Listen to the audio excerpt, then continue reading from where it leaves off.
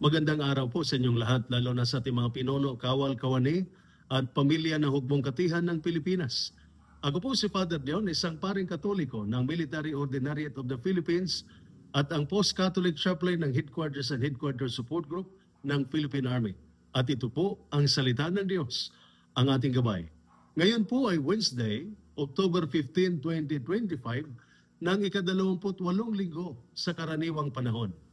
At ang ating mga pagbasa mula sa banal na kasulatan sa araw na ito ay nagpapaalala sa atin ng hustisya at awa ng Diyos.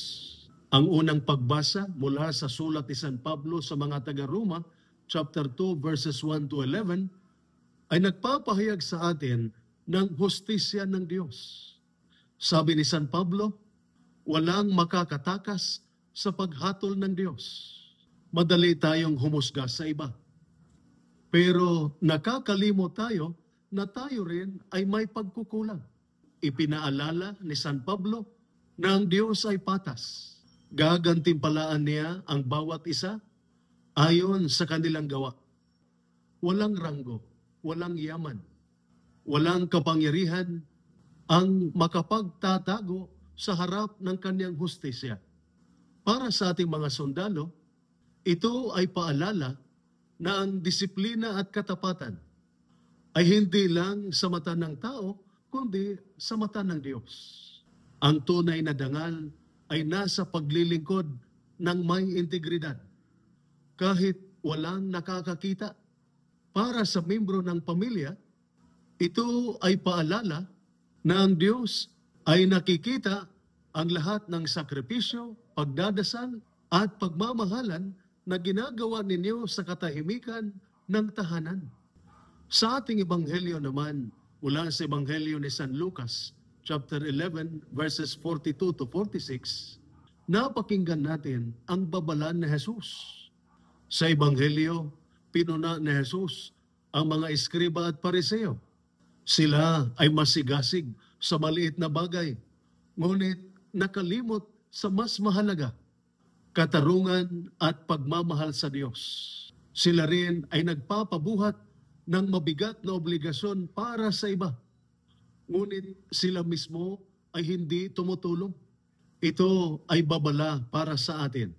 Huwag maging relihiyoso sa panlabas lamang. Ang tunay na kabanalan ay nakikita sa ating malasakit at pagtulong, hindi lang sa salita o ritual.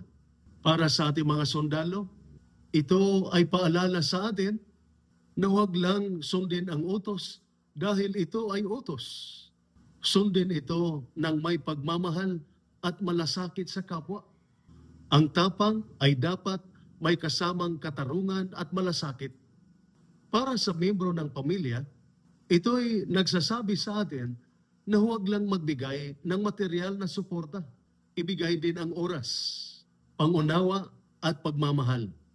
Mga kapatid, ipinaalala sa atin ng ating mga pagbasa mula sa banal na kasulatan sa araw na ito na ang Diyos ay makatarungan at maawain. Huwag tayong mahulog sa pagkukunwari. Maging totoo tayo sa ating pananampalataya. May gawa, may malasakit, at may katapatan. Ito po ang salita ng Diyos, ang ating gabay.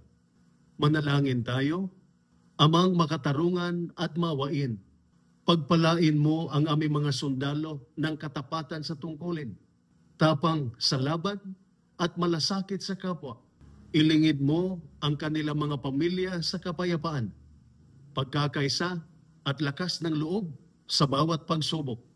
Turuan mo kaming lahat na mamuhay ng may integridad at naway makita sa amin ang iyong hustisya at awa sa bawat misyon at sa bawat tahanan. Sa pamamagitan ni Kristo na aming Panginoon. Amen. At sumainyo at sa inyong pamilya ang pagpapala ng makapangyarihang Diyos, Ama, Anak, at Espiritu Santo. Amen.